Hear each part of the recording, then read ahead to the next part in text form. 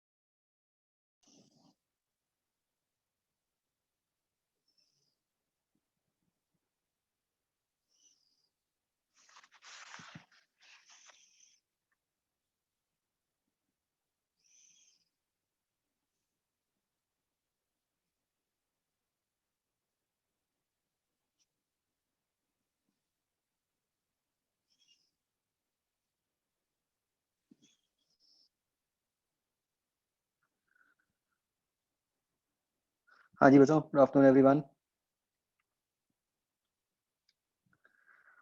कल वाला टेस्ट कैसा हो गया बच्चों?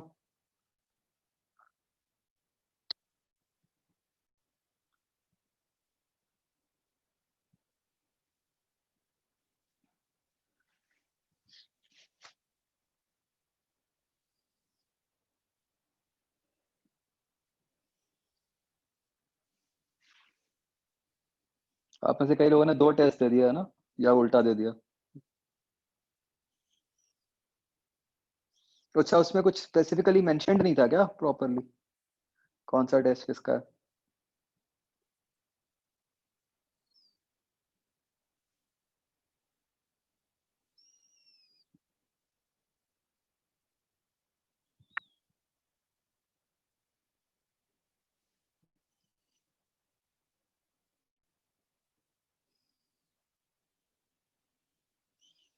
ये तो यार सीखना पड़ेगा। अब आप ऐसी गलतियां नहीं कर सकते कि भी आप इनकरेक्ट की जगह करेक्ट मार्क कराओ या कुछ।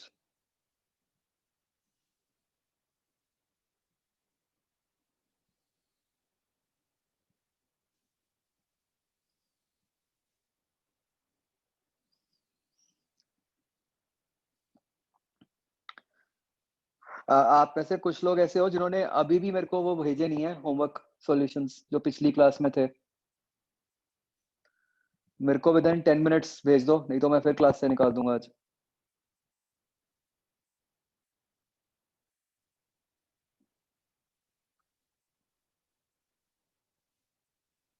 मुझे याद है किन किन का अभी तक होमवर्क भेजा नहीं है, किन्होंने।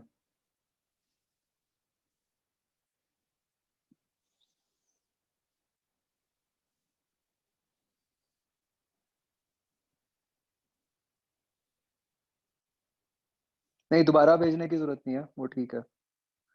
जिन्होंने भेजा ही नहीं है अभी तक,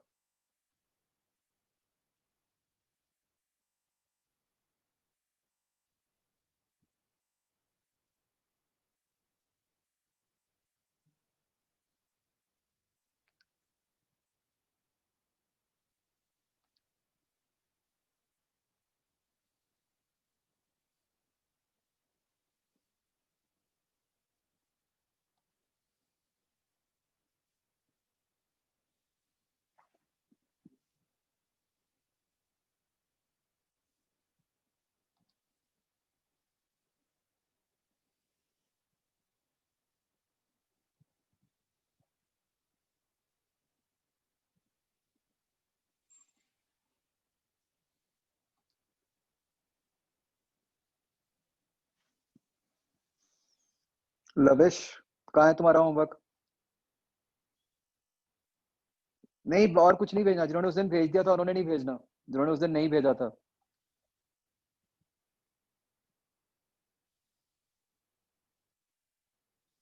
लविश, दिव्यम, हर्षल का आ गया था मेरे पास।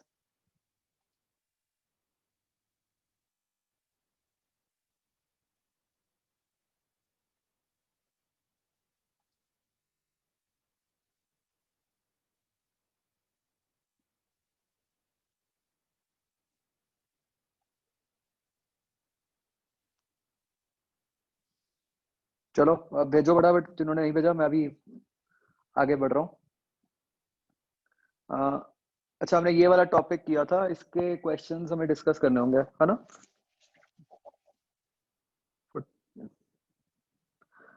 अ, वो मैंने बोला था ना, homework.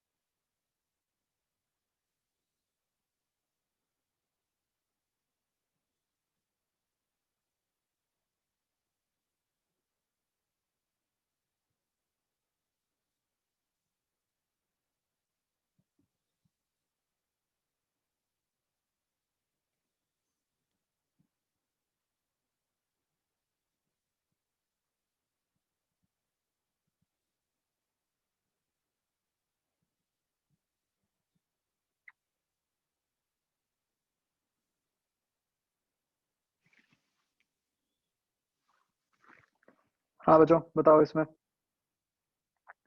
Exercise 0D part, any doubt?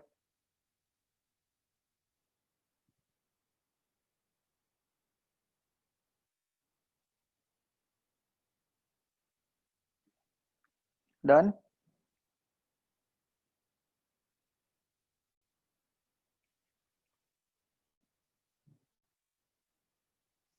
बिल्कुल स्ट्रेट फॉरवर्ड है ना, कोई डाउट ही नहीं है।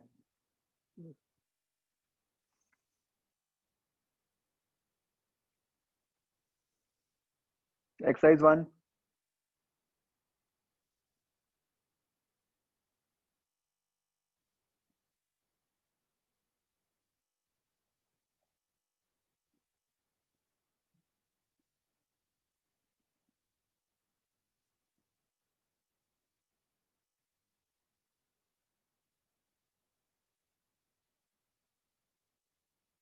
ये भी हो ही गया होगा, है ना?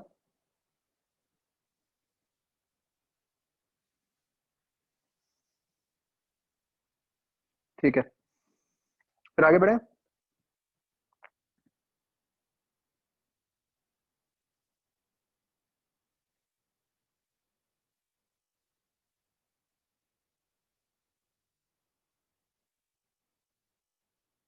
हाँ, एक्सरसाइज 3 खोल रहा हूँ बच्चों, एक सेकंड।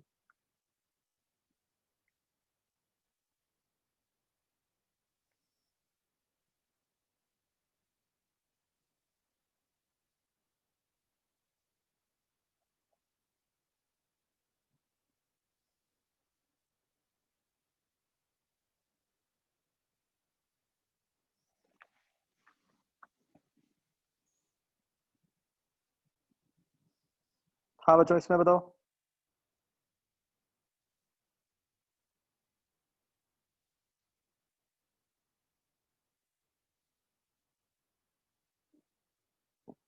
3A के सी पार्ट में है कोई डाउट?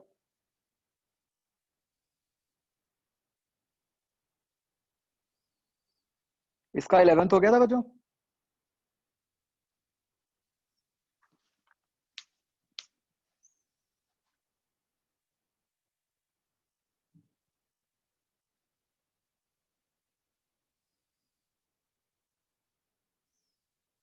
फोर्स दी हुई है, कंजर्वेटिव बताया हुआ है आपको, आपको बता दिया कि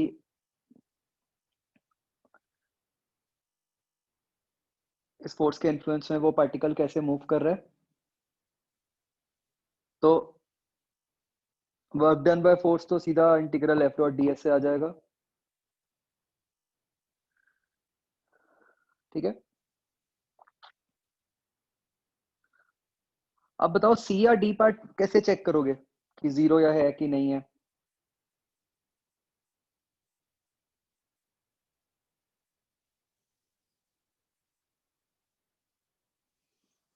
सो you can apply S equal to UT plus half A T square. आपको डिस्प्लेसमेंट पता है वेक्टर फॉर्म में, है ना। एक्सेलरेशन निकाल लोगे आप, तो टी आपको नहीं पता राइट, और उसकी जरूरत भी नहीं है।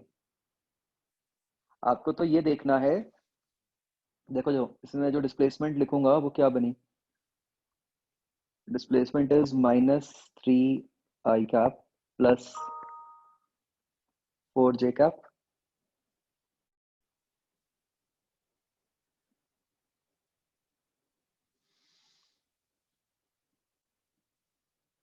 This is equal to u t plus half a हो गया seven i cap minus six j cap by M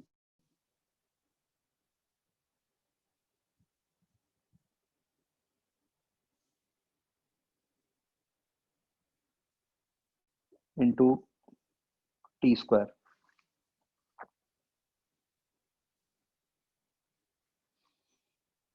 ठीक है, तो इतना लिखते ही आपको ये सीधा क्लियर हो जाएगा कि भाई वेदर यू जीरो होना चाहिए या नहीं होना चाहिए। बताओ मुझे, ये हो रहा है क्लियर।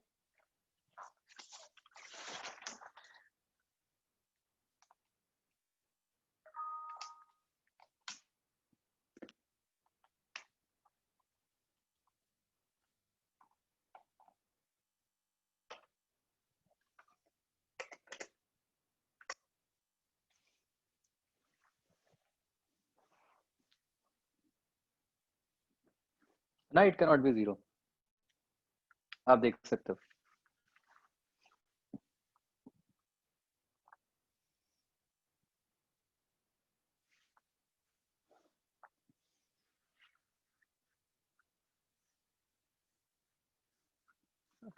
हाँ जी, आगे बचाओ,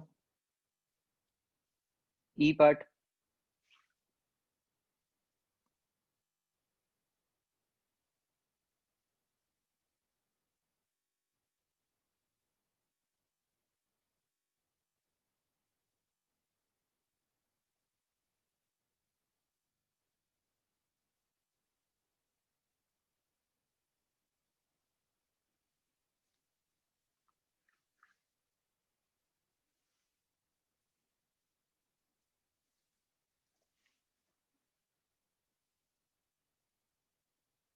थर्ड क्वेश्चन,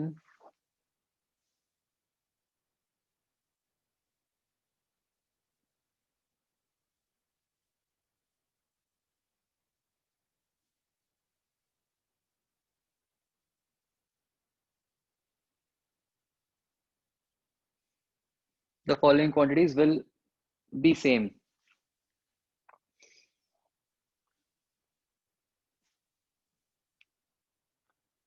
तो ब्लॉक को देख रहे हैं डिस्टेंस एल तक। ठीक है, तो काइनेटिक एनर्जी अलग अलग होगी क्योंकि दोनों को अलग अलग वेलोसिटी नजर आएगी।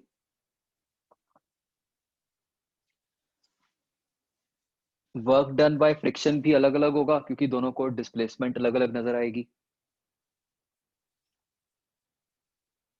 सी,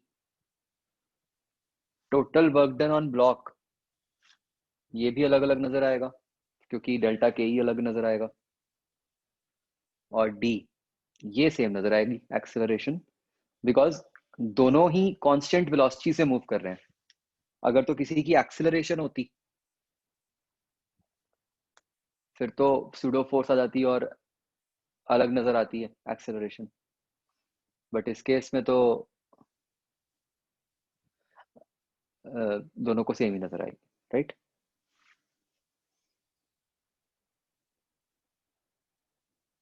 थर्ड के बाद इस पेज पे और कोई?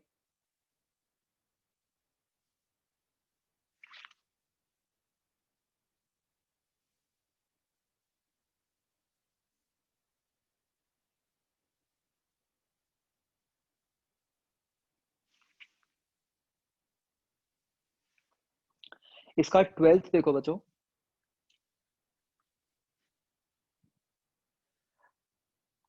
ट्वेल्थ क्वेश्चन में जब आप इस पे वर्क एनर्जी थ्योरम लगाओगे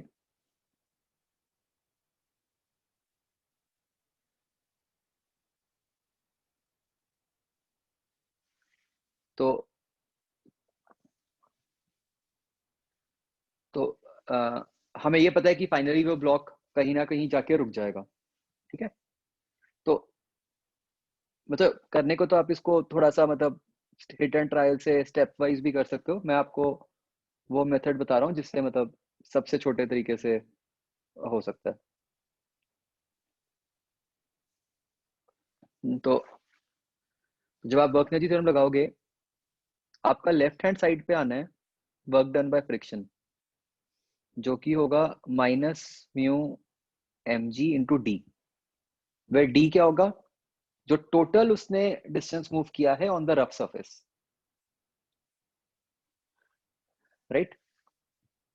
और राइट हैंड साइड पे आएगा 0 minus half m v square.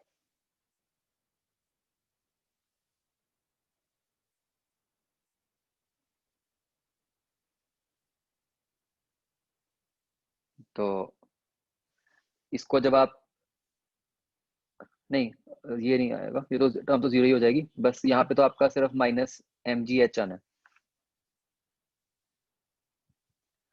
तो इससे आपके पास डी निकल आएगा।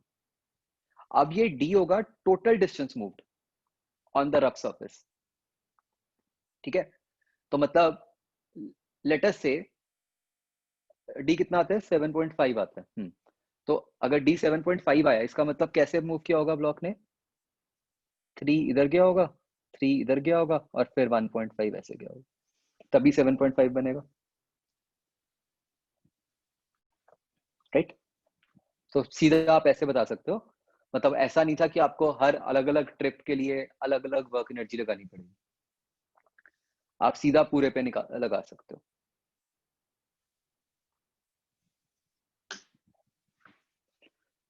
आगे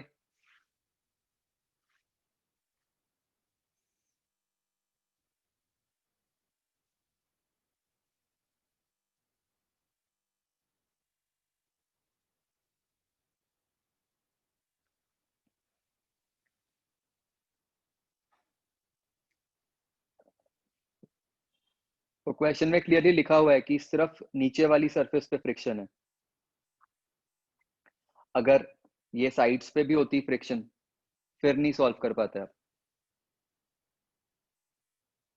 जो 11th क्वेश्चन है वो भी बिल्कुल ऐसे ही करना है, मतलब इससे सिंपल ही है रादर।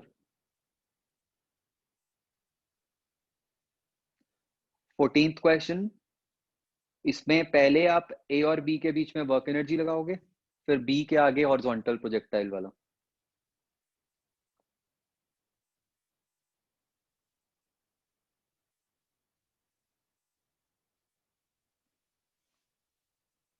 16th में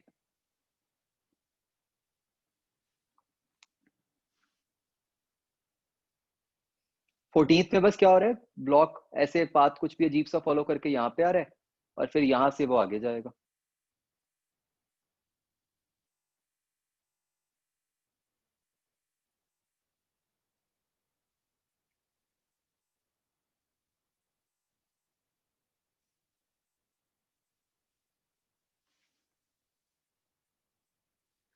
16th में भी बिल्कुल यही करना है, बट उसमें फिर एक स्टेप फर्दर भी होगा कि आपको कैलकुलस लगा के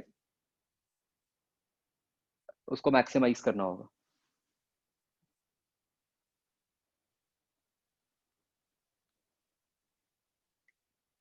आगे।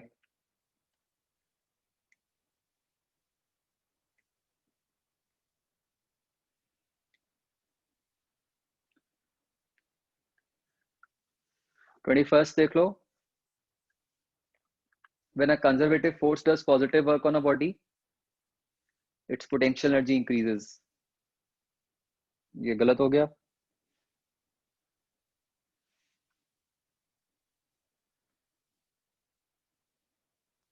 बी ठीक है।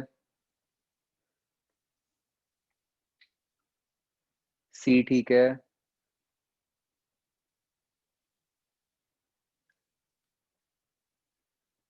डी गलत है। मोमेंटम वाला जो है वो न्यूटन्स लॉज वाला था, उसमें तो एक्सटर्नल फोर्स आती है।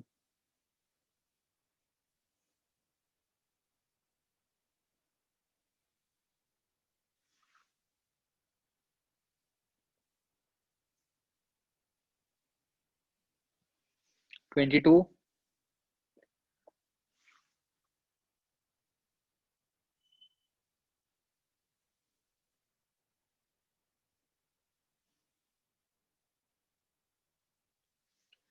तो स्प्रिंग अनडिफॉर्म्ड से छोड़ा है, मैक्सिमम कंप्रेशन मतलब वो नीचे जाके उसकी वेलोसिटी जीरो हो गई, तो मान लो वो एक्स नीचे गया है, तो यहाँ से एक्स ऊपर गया, डेल्टा के ही तो जीरो होगी। इस पे आप वो लगा दो work energy, left hand side zero, right hand side पे क्या आएगा, जो पोटेंशियल है मतलब ग्रेविटेशनल पोटेंशियल एनर्जी, वो क्या आएगी, m1 g(x) minus m2 g(x) और प्लस हाफ kx²। इससे निकल आएगा।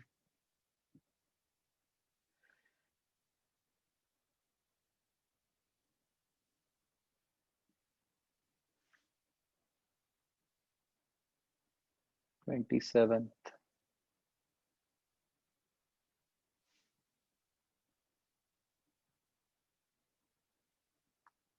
तो 27th में कांटेक्ट कब छूटने लगेगा? सबसे पहले तो आपको वो कंडीशन निकालनी है जब कांटेक्ट छूटने लगेगा। कांटेक्ट तब छूटने लगेगा जब स्प्रिंग फोर्स 20 हो जाएगी, मतलब नॉर्मल रिएक्शन जीरो हो जाएगा। तो के एक्स इक्वल टू 20, उससे आपके पास एक्स की वैल्यू निकल आई, और फिर अब ये जो एक्स निकला उसके करस्पॉन्डिंग आप वर्क एनर्जी लगा दोगे।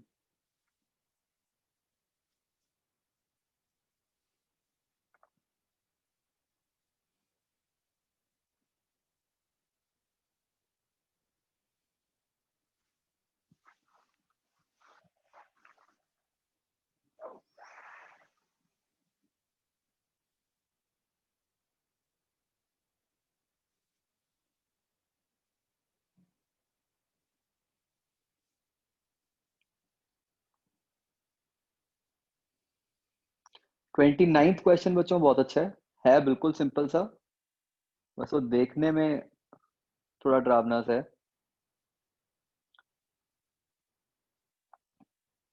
आपको समझना ये है इसमें कि जब आप इसको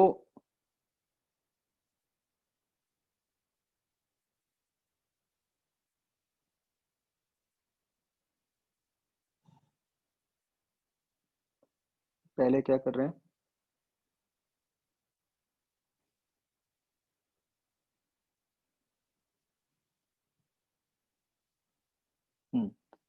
कि भाई जब आप इसको,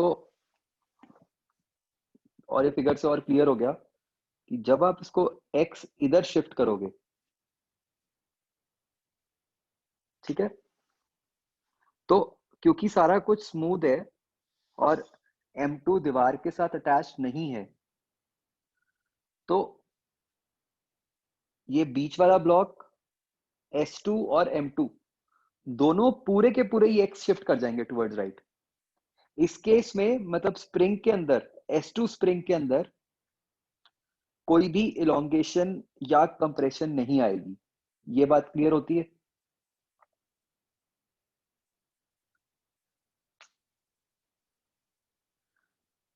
ठीक है। उसके बाद जब आप इसको यहां से छोड़ोगे तो S1 स्प्रिंग खुलना चाहेगा, तो ब्लॉक बी लेफ्ट की तरफ जाएगा। अब जब ब्लॉक बी अपनी ओरिजिनल पोजीशन से लेफ्ट की तरफ जाना शुरू करेगा तो क्या होगा? अब S2 दबना शुरू हो जाएगा, बट फिर उस टाइम पे S1 जो है वो नहीं दबेगा, अब वो इलोंगेट नहीं होगा, क्योंकि M1 भी दीवार के साथ अटैच्ड ही नहीं है। तो इन शॉर्ट, पहले जो एनर्जी थी वो सारी की सारी S1 में है, बाद में सारी की सारी एनर्जी S2 में आ जाएगी।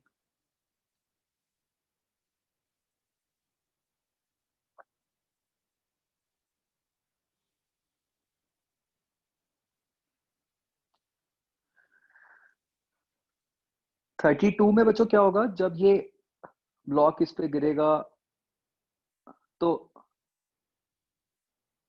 ये x नीचे जाएगा, तो इधर से ये x ऊपर भी जाएगा, राइट।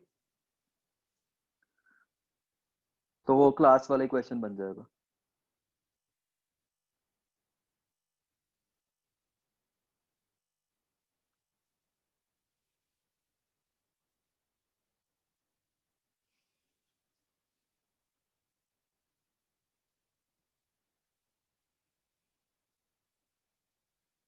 30th क्वेश्चन जिसने पूछा है उसको थप्पड़ पड़ेगा।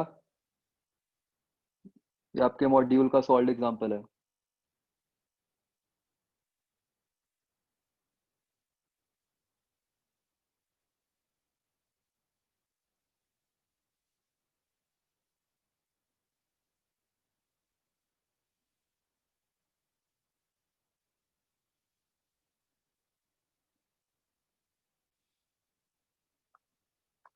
आगे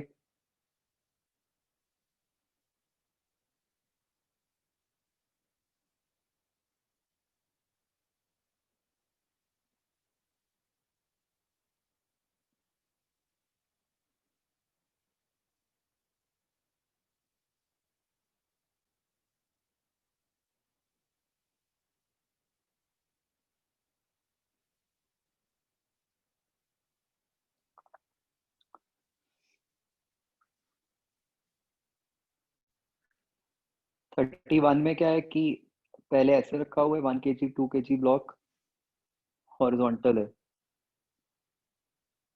अब बाद में क्या होगा, ये स्ट्रिक वर्टिकल हो गई, तो 2 kg वाला इधर को जा रहा होगा, 1 kg वाला इधर को जा रहा होगा, दोनों की वेलोसिटी v। तो अब बस दोनों की पोटेंशियल एनर्जी लिख दोगे आप, मतलब वो वर्क एनर्जी लगा दो बस। मीटर स्टिक है तो टोटल लेंथ 1 मीटर है, मतलब ये 0.5 नीचे गया, वो 0.5 ऊपर गया।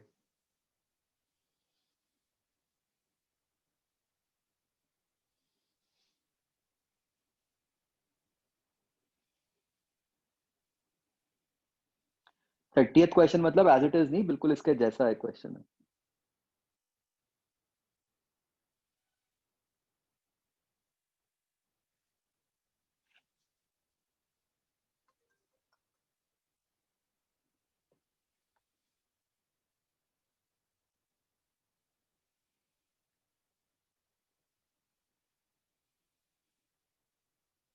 25th कैसे करना है, ये इसके जैसे हमने पिछली क्लास में किए थे। Work done in pulling the hanging part on to the table. तो बेसिकली पहले चेन इस तरह से, बाद में ये सारी की सारी चेन ऊपर आ गई। तो बस आपने इसका चेंज इन पोटेंशियल एनर्जी निकालना है। तो वही मेथड की इसको रेफरेंस मानते हुए, तो बेसिकली बाकी पार्ट को तो कोई फर्क नहीं पड़ा। हाँ, ये ए ऑप्शन में नीचे 2L आएगा। कौन सा L, capital L small L?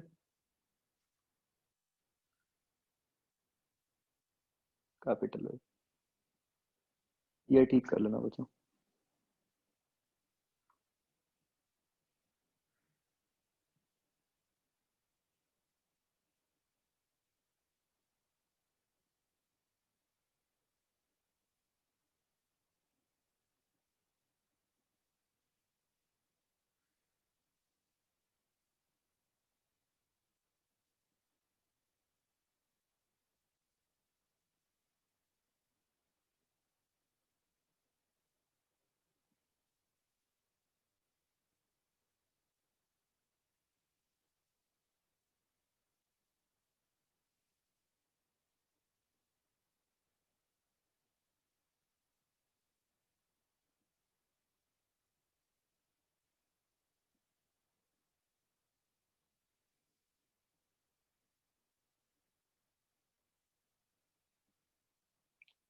30th में 25th में ए में आएगा नीचे एल, मुझे तो डाउट हो रहा है।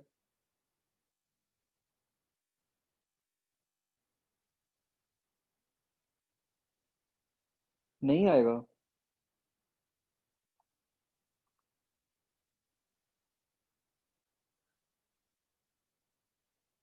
कैसे पता चला मुझे?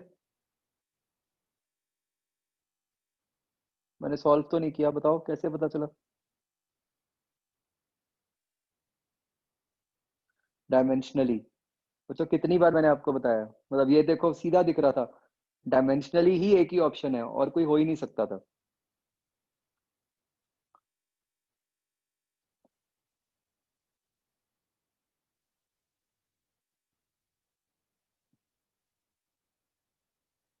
थर्टियथ का बच्चों आंसर ठीक आ रहा है।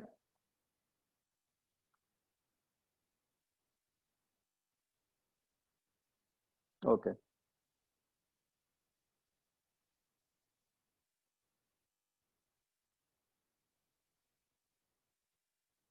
34। क्या इक्वेशन बनेगी? ये 10 इधर को गया, लेफ्ट हैंड साइड पे क्या आएगा? Minus mu M G cos theta into 10 work done by friction, right. Right hand side पे क्या आएगा?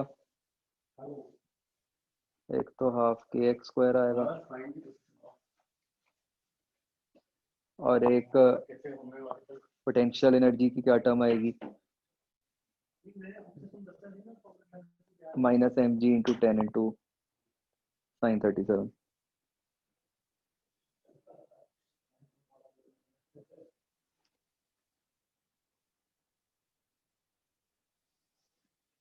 राइट।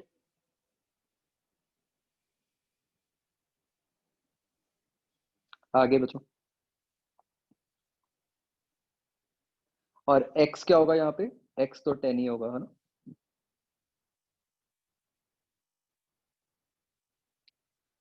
आगे बचो।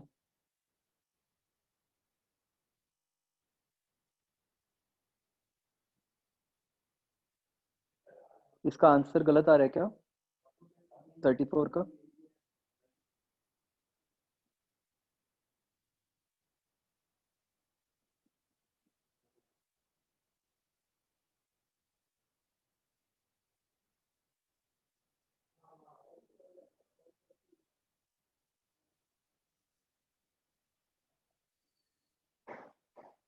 ठीक आ रहा है भाई। आगे।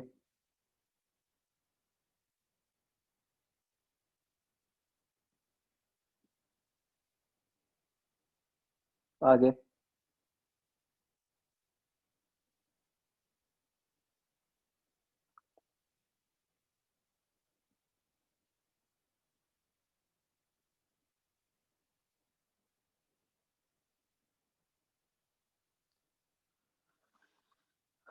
फोर्टियथ है बच्चों, फिगर दिया नहीं हुआ, बट आप बना सकते हो आई थिंक, है ना।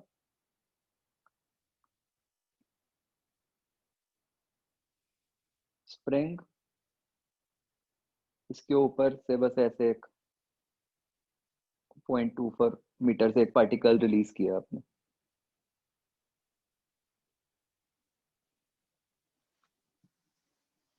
ठीक है, और वो बस इससे टकरा के आ, इसको एक्सटेंड कर रहा है।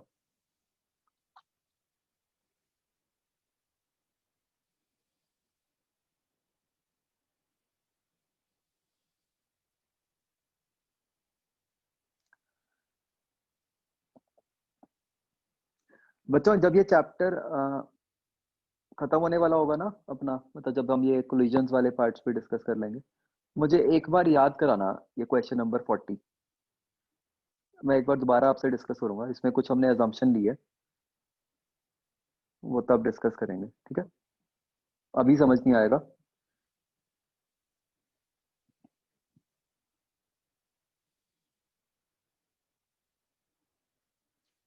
39th question. This is a perfect example of a case कि भाई एनएलएम लगाना है या वर्क एनर्जी लगाना है? ठीक है, तो आपका क्वेश्चन में क्या कहा है कि it is to leave contact with ground at some stage. मतलब हम ये नहीं कह रहे कि उसका परमानेंटली कॉन्टैक्ट उठ जाए, हम ये कह रहे हैं कि बस एक बार उठ जाए, और उसके लिए हमें मिनिमम मास ऑफ ए निकालना है। ठीक है, तो भाई सबसे ज्यादा चांस कब बनेगा उठने का?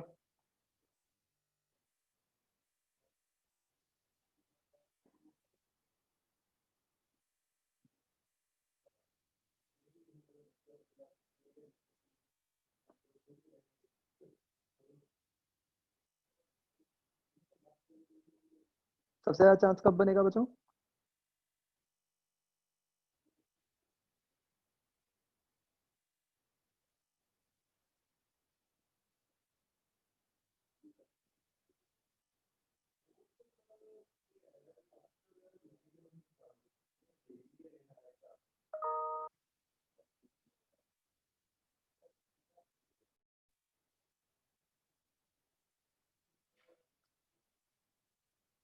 नहीं, K X equal to M G तो ठीक है। नहीं, ये गलत है, K X equal to M G नहीं करना, वही तो गलती कर दी। अच्छा, हाँ ठीक है ठीक है, ब्लॉक बी के लिए ठीक है। मेरा क्वेश्चन ये नहीं था, मेरा क्वेश्चन था कि ये चांस सबसे ज्यादा कब बनेगा, मतलब जब स्प्रिंग सबसे ज्यादा खिंचा होगा, है ना? जिस इंस्टेंट पे स्प्रिंग सबसे ज्यादा खिंचा होगा, उसी इंस्टेंट पे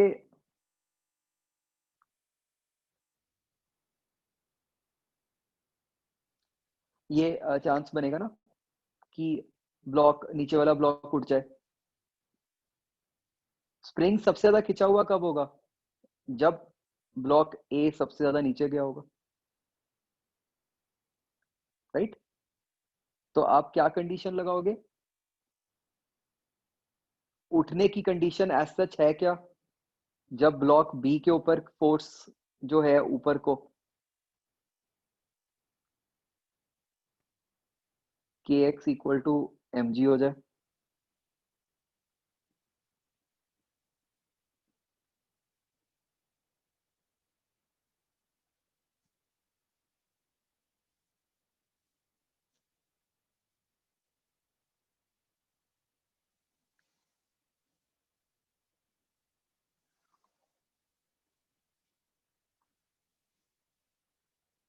ठीक है जी, और ये करके ये तो कंडीशन आएगी आएगी, ये तो हर बार आनी थी। अब बस हमने ये समझना है कि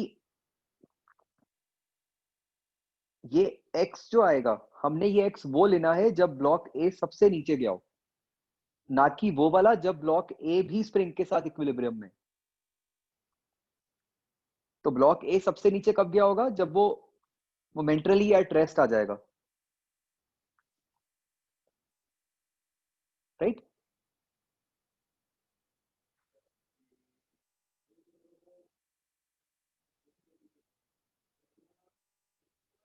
तो अब आप इस सिस्टम के ऊपर वर्क एनर्जी लगा दो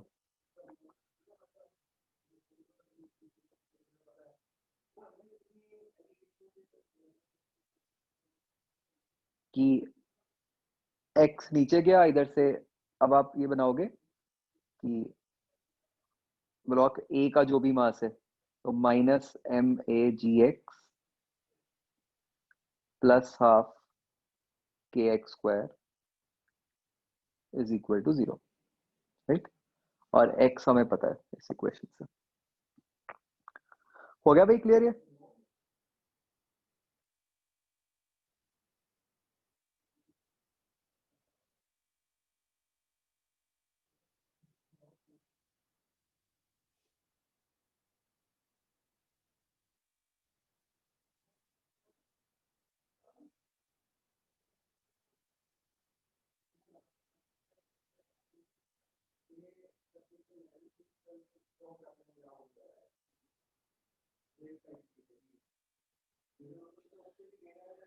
बी आपके सिस्टम का पार्ट है, बट बी की कोई टर्म नहीं आएगी, क्योंकि बी तो पहले भी रेस्ट पे था, बाद में भी रेस्ट पे ही है।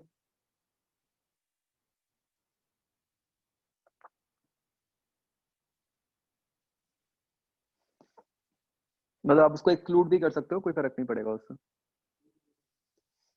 बी को सिस्टम का पार्ट मानो चाहे ना मानो, उससे कोई फर्क नहीं पड़ रहा बच्चों अपने आंसर पे।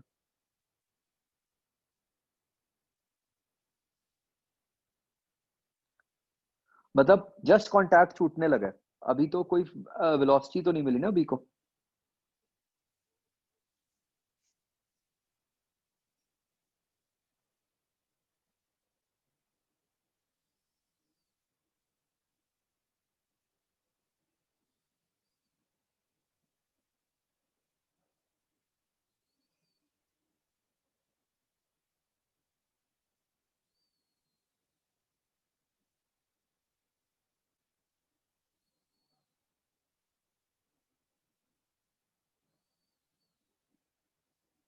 ठीक है जी, डन।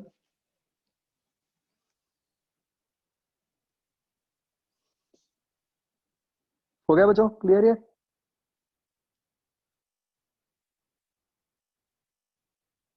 ठीक है जी।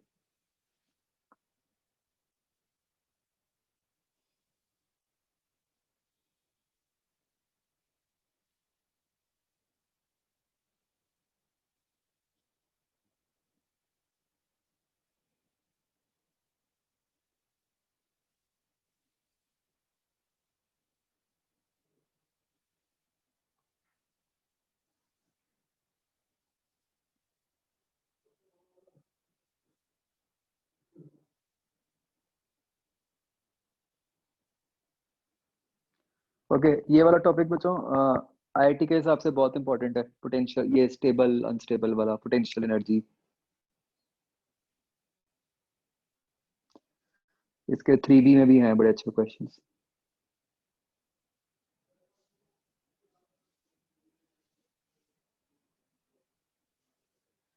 ओके, हमारा अगला टॉपिक है बच्चों पावर।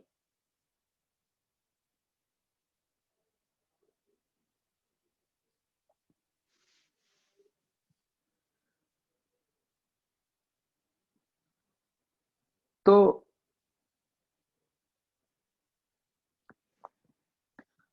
बच्चों अभी तक हमने इस चैप्टर में बात की है कि एक बॉडी ने दूसरी बॉडी को एनर्जी दे दी, वर्क किया, and so on, right? We have broadly talked about transfer of energy और doing work. But sometimes we are interested in knowing कि वो जो एनर्जी ट्रांसफर हुआ वो कितने टाइम में हुआ।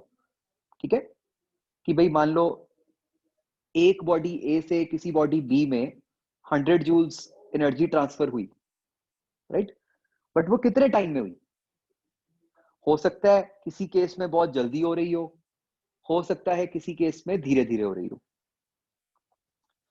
तो हम एनर्जी ट्रांसफर को टाइम के साथ कंपेयर करना चाह रहे हैं। This is very much like जैसे हम काइनेमैटिक्स में करते थे कि हम कहते थे कि भाई एक बॉडी एक जगह से दूसरी जगह गई, उसका कुछ डिस्टेंस या फिर कुछ डिस्प्लेसमेंट हुआ, तो हम उसको टाइम से कंपेयर करते थे कि भाई कितने टाइम में वो डिस्प्लेसमेंट हुई, right?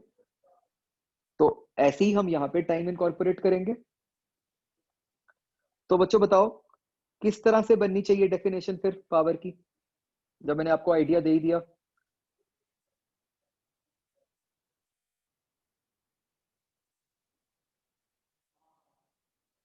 So power is nothing but the rate of doing work.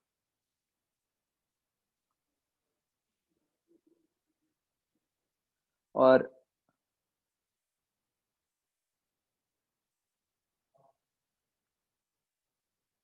Transfer of energy.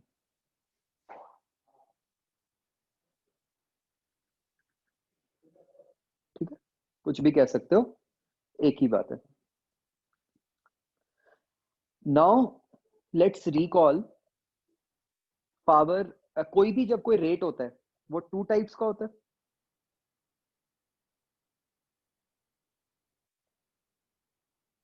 याद करो।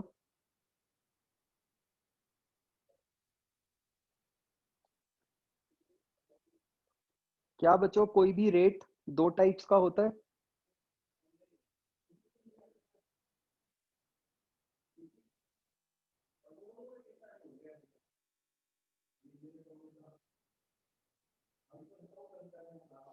यस, तो कोई भी रेट हमने हमेशा कहा है कि वो दो टाइप्स का होता है, one is average and other is instantaneous. तो बच्चों जब तो हम बात करते हैं एवरेज पावर की, वो क्या बन जाएगा, delta W by delta T, right, कि जितना भी वर्क किया अपॉन टाइम।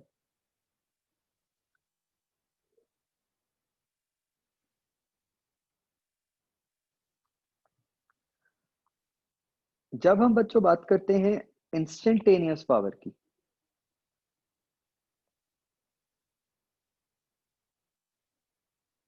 इसका मतलब क्या हुआ कि किसी भी इंस्टेंट पे एनर्जी किस रेट से ट्रांसफर हो रही है, ठीक है।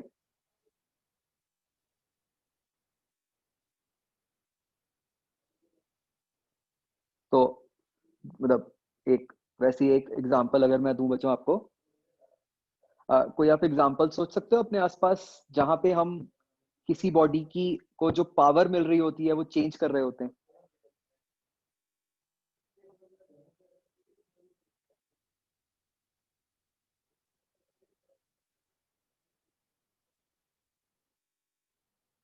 कि बॉडी को अलग अलग टाइम्स पे अलग अलग पावर मिल रही हो, ऐसा कोई केस सोच सकते हो।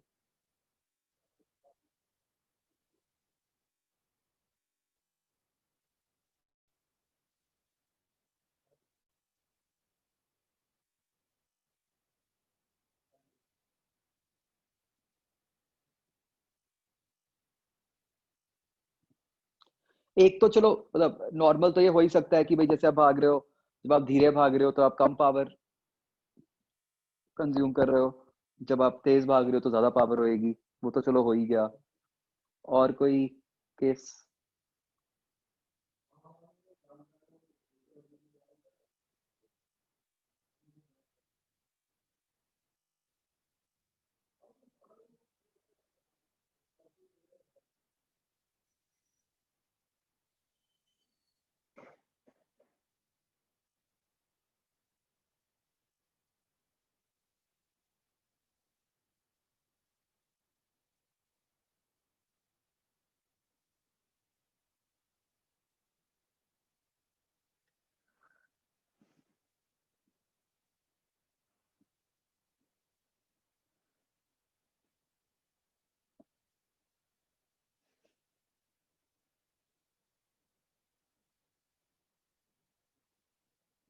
इलेक्ट्रिसिटी में आप कह सकते हो बच्चों, यस, डिपेंडिंग अपॉन कि आप घर पे कितने अप्लायंसेस चला रहे हो, आप पावर इनपुट चेंज कर रहे हो,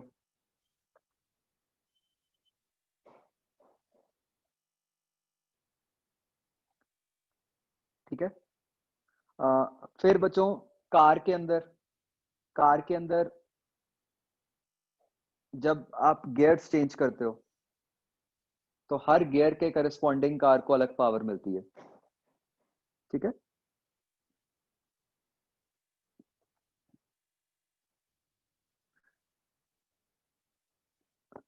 तो इंस्टेंटेनियस पावर क्या बन जाएगी बच्चों,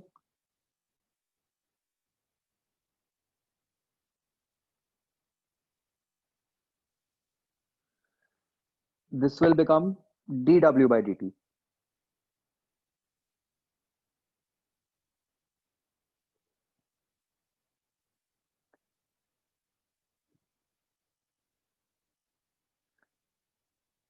ठीक है। तो अब व्हाट इज डी डब्ल्यू बच्चों,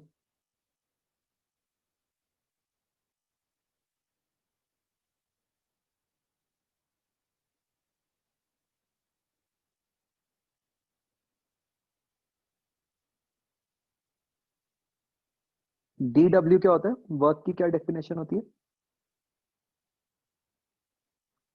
एक छोटा सा वर्क डन क्या होगा।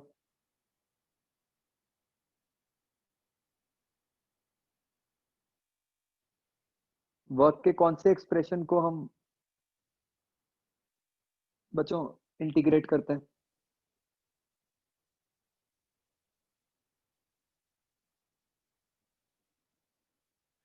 dw is nothing but f dot ds.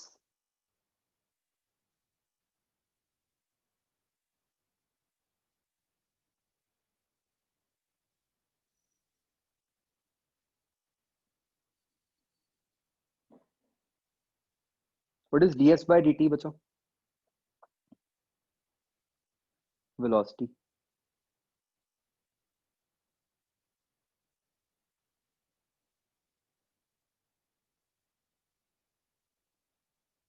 तो हमारे पास ये एक रिजल्ट बन जाता है बच्चों कि इंस्टेंटेनियस पावर इज, अब बच्चों मैंने कार वाला एग्जांपल आपको थोड़ा सा गलत दे दिया, मैं आपको एग्जैक्टली अभी समझाता हूँ उसमें क्या होता है।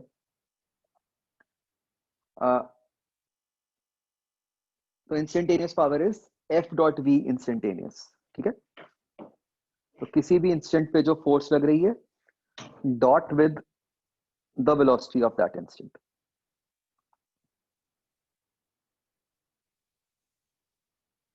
ठीक है। इसके हिसाब से बच्चों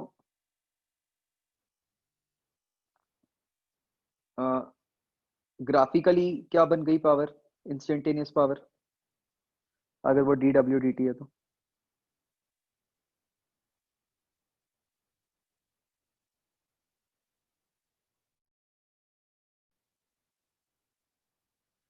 So this also becomes slope of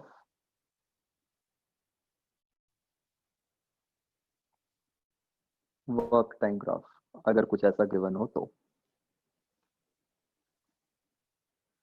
ठीक है।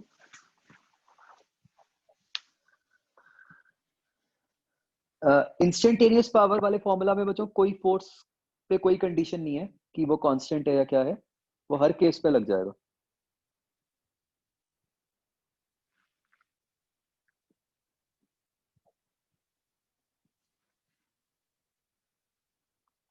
ओके, इसके बेसिस से बच्चों यूनिट्स क्या बन गए पावर के?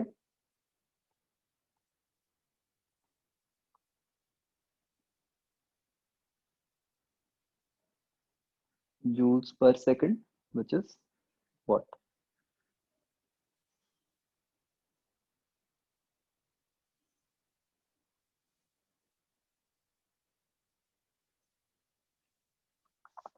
ठीक है जी।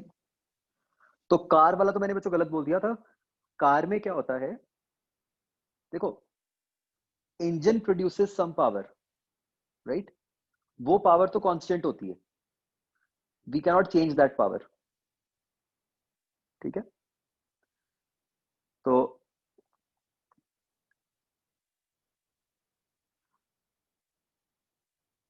मतलब जब हम गियर्स चेंज करते हैं तो हम इंजन की पावर को नहीं चेंज करते, ठीक है। हम जब गियर चेंज कर तो बेसिकली क्या होता है, फोर्स इनटू वेलोसिटी कांस्टेंट होता है।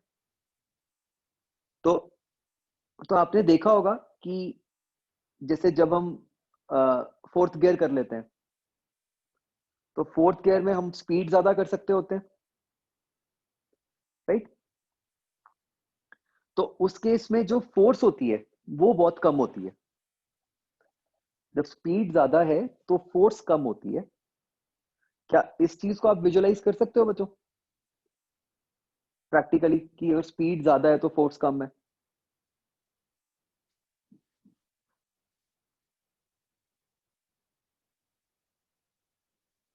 फोर्स मतलब जो कार पे फोर्स लग रही है,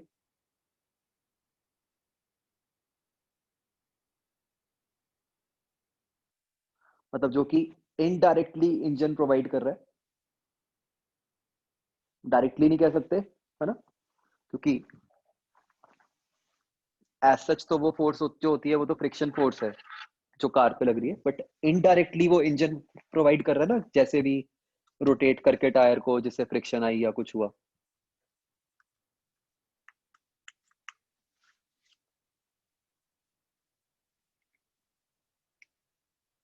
यस। तो बच्चों कर पा रहे हो विजुलाइज कि भाई जब गियर ज्यादा होता है तो तब वेलोसिटी ज्यादा होती है लेकिन तब फोर्स कम होती है? नहीं हो रहा। अ,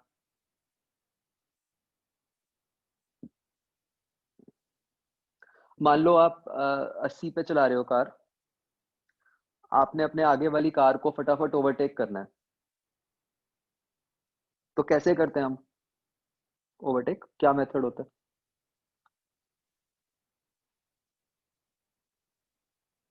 जब मतलब आपका सडन प्लान बनता है, एक तो ये है कि आप पीछे से आ रहे हो बहुत दूर से, आपकी स्पीड बन गई, तो ऑब्वियसली जो भी कार्स रास्ते में हैं आप उनको ओवरटेक कर ही लोगे।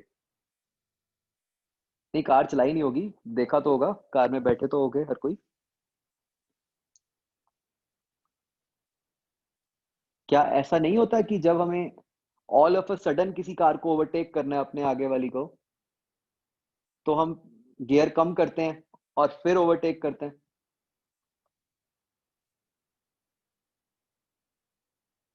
है ना? ऐसा क्यों कर रहे होते हैं हम, सोचो।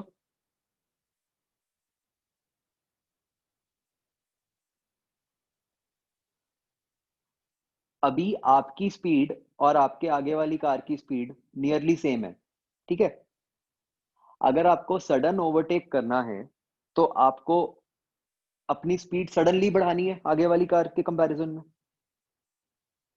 सडनली बढ़ानी है तो मतलब एक्सेलरेशन चाहिए, एक्सेलरेशन चाहिए तो मतलब फोर्स चाहिए, राइट? तो उस टाइम पे आपको एकदम ज्यादा फोर्स चाहिए, तो वो ज्यादा फोर्स तब आएगी जब आप स्पीड कम करोगे, ठीक है? तो जितना गियर आप छोटा करते जाते हो उतनी पावर ज्यादा होती जाती है, लेकिन उस पे जो स्पीड बन सकती है वो कम होती जाएगी, राइट? अब फर्स्ट गियर में हो आप, तो फर्स्ट गियर में क्या होगा, आप कार को 10 या 15 तक लेके जा सकते हो, फिर आपको स्पीड गियर चेंज करना पड़ता है, राइट? और इसका एग्जांपल आप सोच सकते हो, जब हम पहाड़ी इलाके में जाते हैं जहाँ स्लोप है, तो अगर एक अच्छी स्टीप स्लोप है, क्या फोर्थ गियर में कार चढ़ा सकते हो आप ऊपर? नहीं चढ़ती, है ना? हमें हमेशा छोटा गियर रखना पड़ता है। अगेन, स्लोप को ओवरकम करने के लिए, वो जो एम जी साइन थीटा है, उसको ओवरकम करने के लिए हमें ज्यादा फोर्स चाहिए। तो फोर्स ज्यादा मतलब वेलोसिटी कम, मतलब लोअर गियर। तो इस तरीके से चलती हैं cars. I am not particularly sure about जो अब नई कार्स आ रही हैं जिसमें वो होता है कि आप वो स्पोर्ट्स मोड और सब कुछ होता है, कि उस टाइम पे पावर का क्या होता है, this I am not sure. क्योंकि वो स्पोर्ट्स मोड में जब हम करते हैं तो कुछ तो इंजन की आरपीएम्स चेंज होती हैं, मुझे पक्का नहीं पता उसमें क्या होता है।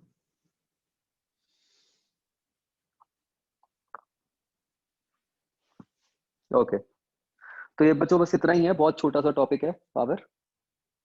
बेसिकली तो एप्लीकेशन ही है जो हमने अभी तक पढ़ा है। आ, जैसे एक एग्जांपल लो, बच्चों एक कॉमन यूनिट भी चलता है पावर का, इसको हम हॉर्स पावर कहते हैं।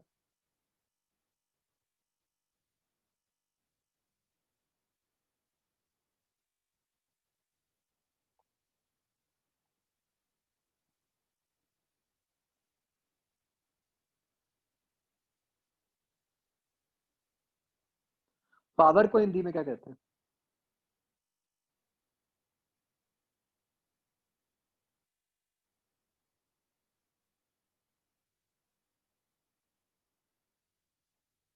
यही तो हम जहाँ कर रहे हो।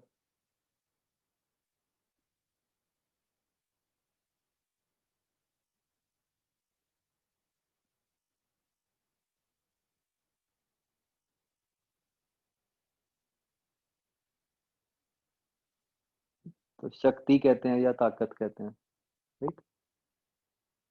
एनर्जी को क्या कहते हैं?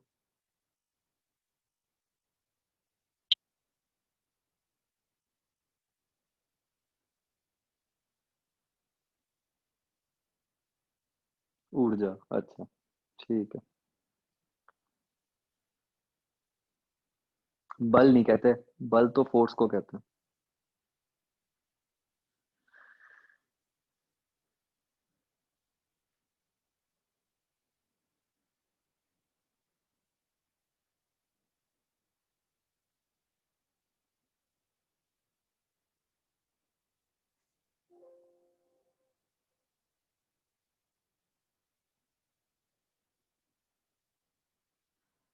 चलो चलो एक एग्जांपल करते हैं, बताओ। तो बच्चों, जो हम सबके घर में पंप लगा होता है पानी वाला, उसका काम क्या होता है?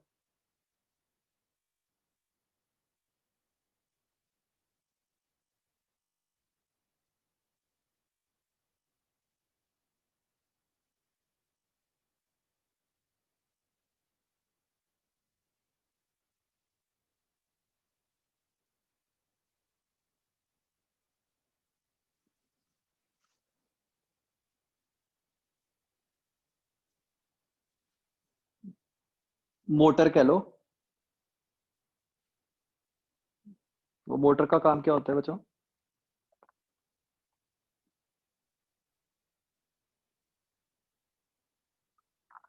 जो पानी नीचे होता है, राइट, जो अंडरग्राउंड वाटर है, उसको किसी हाइट तक लेके जाना है, ठीक है। और वो बेसिकली हम क्यों लगाते हैं घर पे मोटर, कि जो पानी नीचे है अंडरग्राउंड, उसको हमने घर की टैंकी तक लेके जाना है, राइट। तो हम उसको एक हाइट तक लेके जा रहे हैं। तो लेट्स से इमेजिनरी कि हमें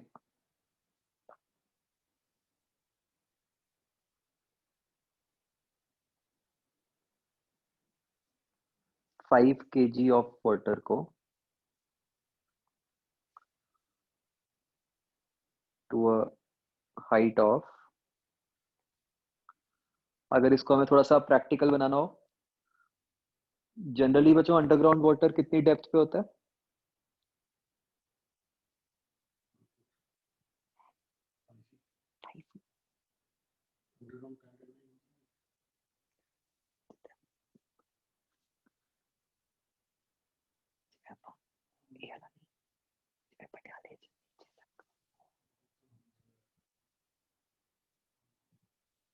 जो ग्राउंड वाटर होता है बच्चों। हम्म। तो यस, वो होता है करीब, मान लो अप्रोक्सीमेटली, मतलब वो 250 260 फीट नीचे होता है।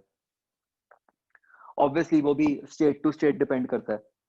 जैसे राजस्थान में तो बहुत ही नीचे है वो,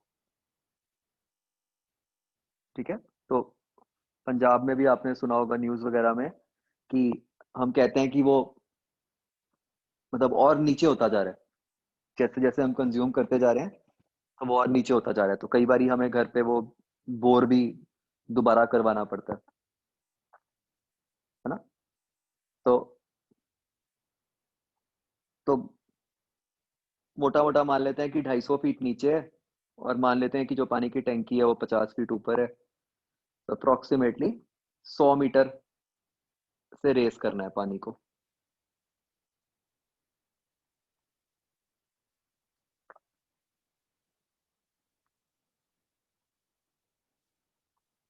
तो जब तक पानी पहुंचता है ऊपर टैंक में, उस पानी की कुछ वेलोसिटी भी होती है।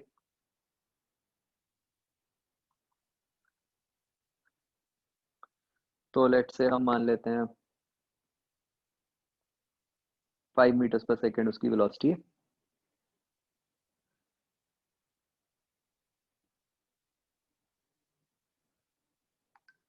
तो ये काम पंप को करना है, मतलब पंप को इस 5 kg पानी को ऊपर लेके जाना है,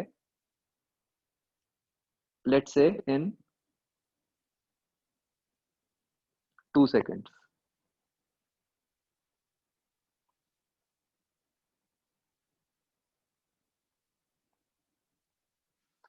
So let's say efficiency of pump is 60%. ठीक है, तो उसकी पावर निकालो इन एचपी कितनी बनेगी। तो कितने हॉर्स पावर का पंप चाहिए आपको अगर ये कराना हो।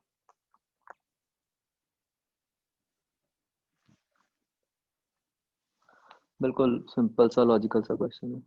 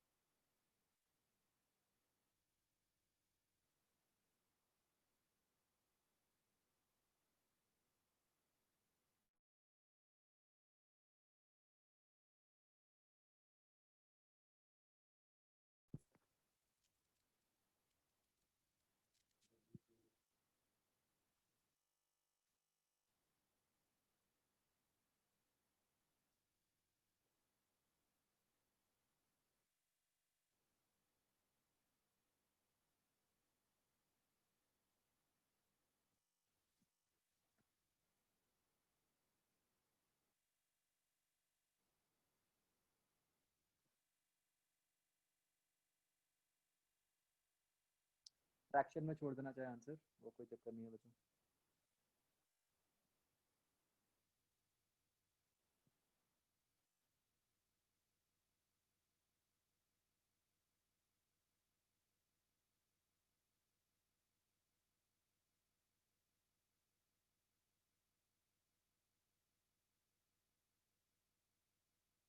सबके अलग अलग आंसर आ रहे हैं भाई।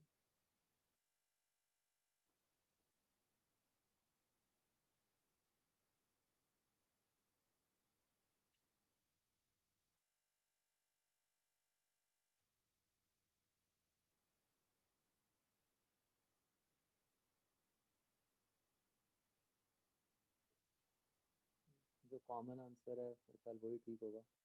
आदित्य, विदुषी, वरुण।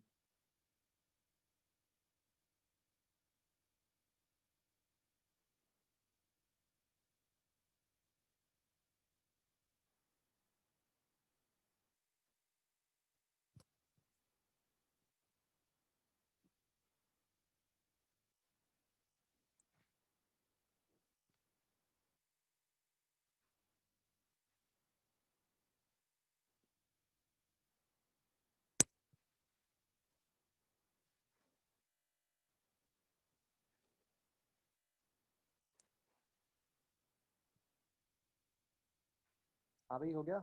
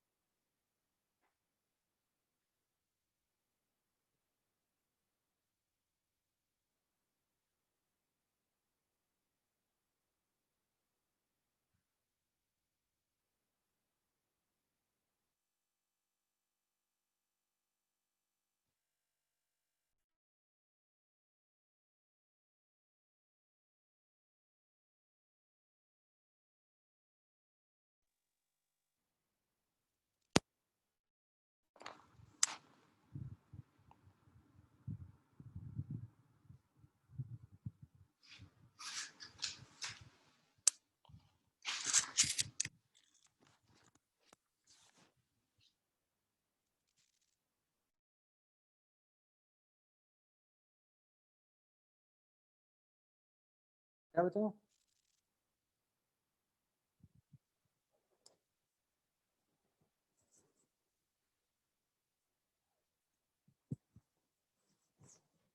क्या करना है, पहले तो वर्क डन निकालोगे।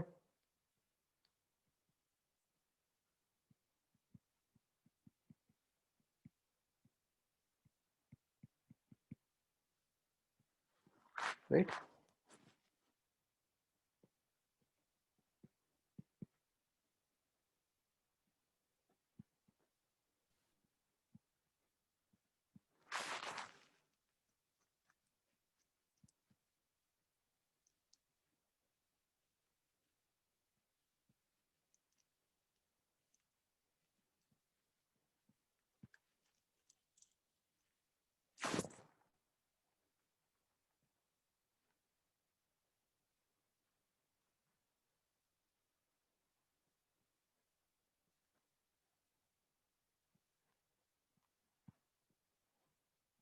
कितना बन गया बच्चों, है ना?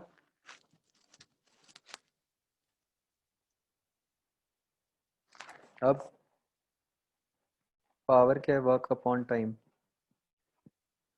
तो बच्चों आप देख सकते हो, जनरली ऐसा होता है कि जो फर्स्ट टर्म होती है ना, it is negligible compared to the second term. और आप वो सोच भी सकते हो, क्योंकि हमारा काम ये नहीं है कि उसको कुछ वेलोसिटी मिले, हम तो बस ये चाहते हैं कि वो ऊपर पहुंच जाए टैंकी में पानी।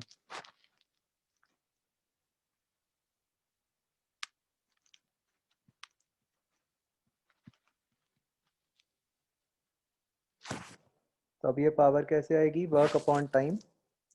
Time was 2 seconds. I think आप में से कुछ लोगों ने,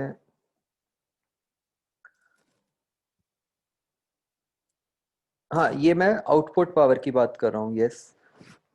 हमें अब इसको एफिशिएंसी वाला भी फैक्टर लेना पड़ेगा।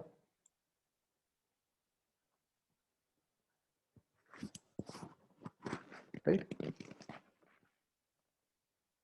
And how do you incorporate efficiency? Efficiency हमेशा क्या होती है, आउटपुट बाय इनपुट इनटू 100।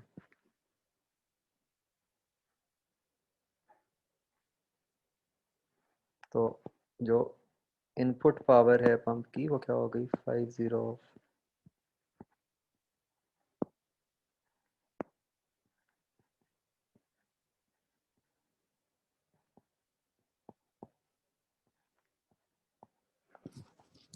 ठीक है जी।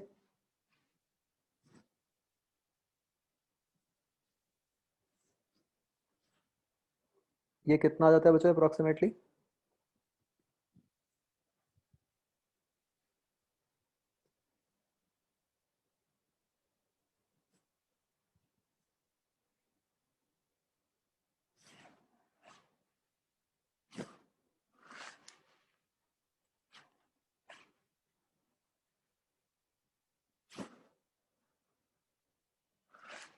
ये तो 56 आ रहा है क्या? अच्छा, अपॉन 60, सॉरी।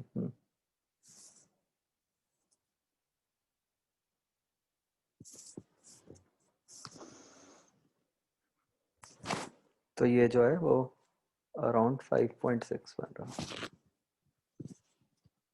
ठीक है। तो मतलब वेरी प्रैक्टिकल केस। तो बच्चों, हम जितनी ज्यादा पावरफुल मोटर लगाएंगे उतना क्या फर्क पड़ेगा बताओ?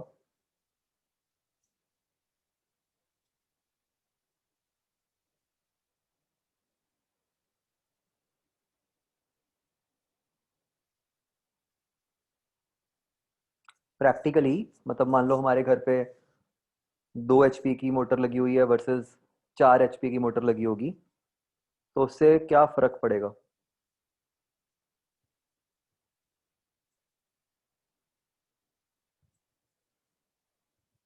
टाइम का। ठीक है। मतलब बेसिकली हमारा काम क्या है, ऊपर की टैंकी को भरना। तो भाई मान लो आपने 2 हॉर्स पावर की मोटर लगाई हुई है, और अभी वो पानी की टैंकी आधे घंटे में भरती है, लेट से। तो अगर आप 4 की लगा दोगे तो वो 15 मिनट में भरेगी।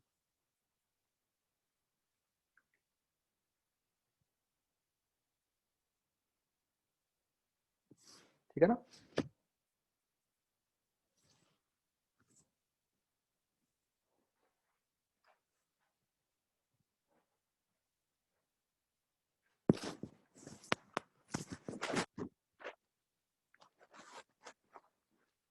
अच्छा, अगला एग्जांपल ट्राई करो।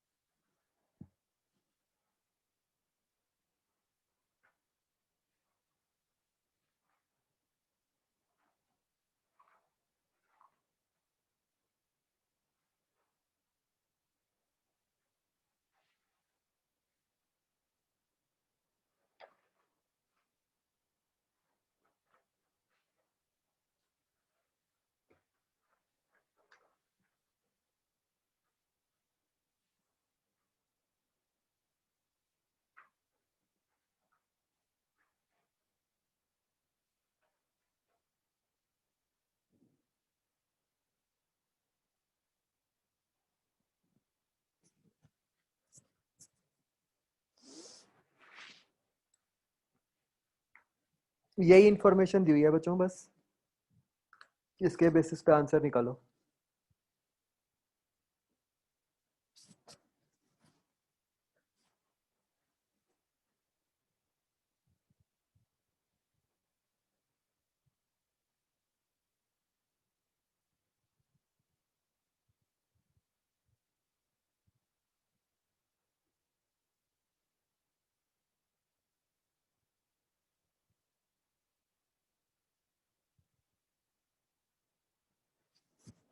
हर्ष कौशिक गलत है।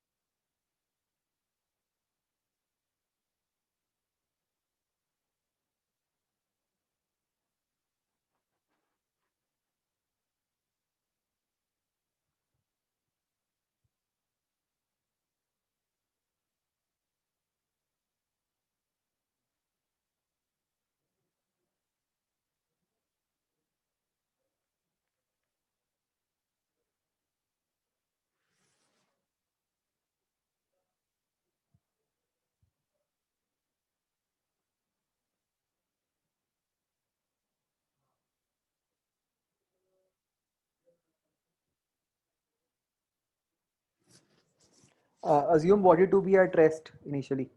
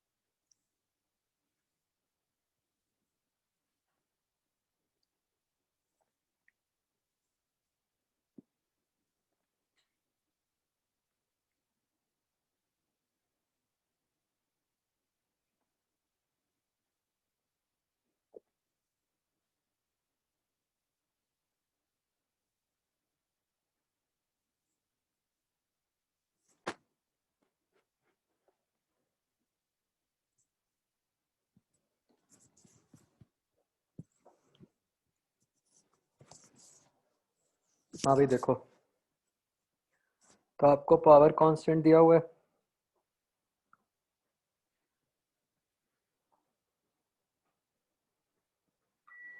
अब पावर है क्या, फोर्स इनटू वेलोसिटी।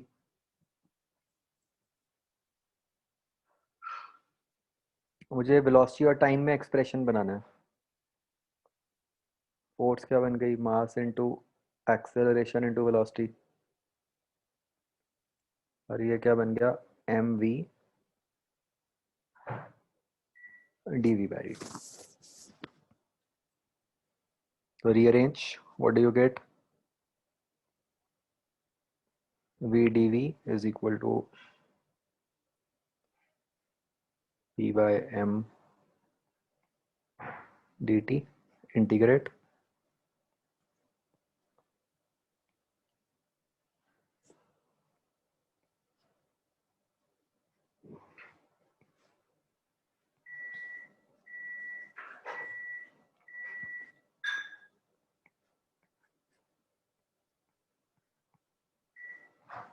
तो ये आ गया।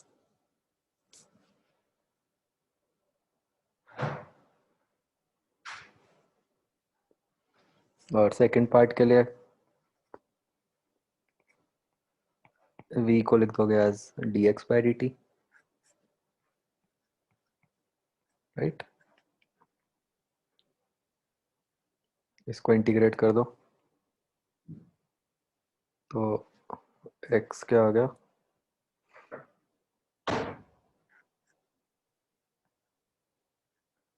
Root two P by M into T की पावर हाफ की इंटीग्रेशन, राइट।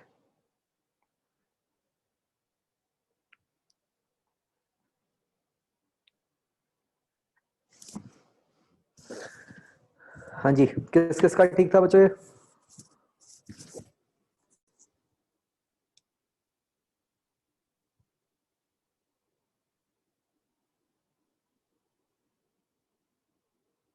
गुड।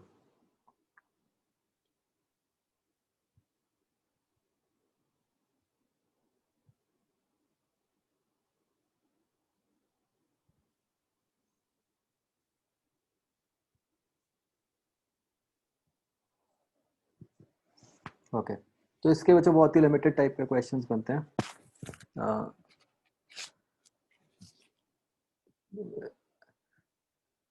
एक दो क्वेश्चंस और हैं, वो मतलब आप जब ये करोगे मॉड्यूल उसमें आपको दिख जाएंगे, ठीक है। मतलब कुछ एज सच कुछ कंसेप्चुअल कुछ नहीं है इसके अंदर, ठीक है। तो ये बच्चों पावर वाला पार्ट आपने कंप्लीट कर लेना है एक्सरसाइज 0, 1 और 3 से।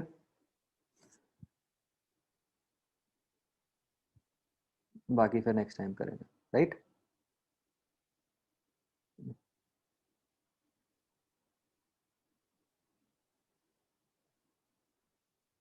टेस्ट का आपका अगला टेस्ट अभी तो एडवांस्ड ही है जो इस संडे को है ना। अ,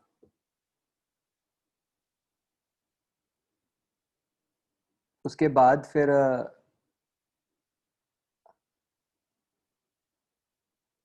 अच्छा इस संडे नहीं, रुको एक मिनट एक मिनट,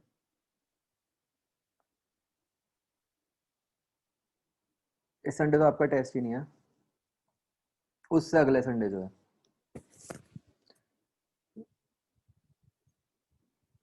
30 अगस्त को जो टेस्ट है वो एडवांस पैटर्न टेस्ट है। और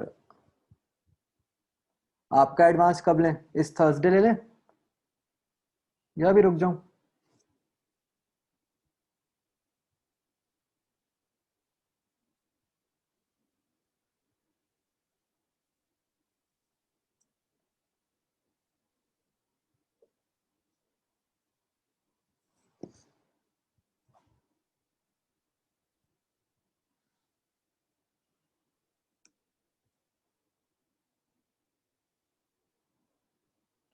मैं इकट्ठे शेड्यूल बना के भेजूंगा आपको, ठीक है। मैं देख लूंगा सारे सब्जेक्ट्स की सिलेबस कवरेज के अकॉर्डिंग क्या है, मेड वाला भी भेज दूंगा मैं, ठीक है। मैं वो भेज दूंगा, मैं ग्रुप पे ही भेजूंगा। मोस्ट लाइकली अभी इतनी जल्दी नहीं रखूंगा मैं, इस वीक नहीं रखूंगा, उसके बाद से ही रखेंगे।